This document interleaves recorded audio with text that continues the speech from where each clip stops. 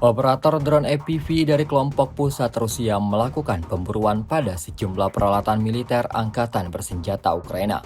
Rekamannya dirilis dan menjadi sorotan warganet di media sosial Telegram pada Kamis 26 Desember 2024. Drone kamikaze Rusia terbang ke tempat-tempat yang sulit terjangkau, sehingga tentara angkatan bersenjata Ukraina tidak bisa berbuat apa-apa. Alih-alih merespon serangan Rusia, untuk menyelamatkan diri pun tentara Ukraina tidak punya waktu banyak. Emosi warga Ukraina tercermin dalam penyadapan radio terhadap perwira intelijen Rusia.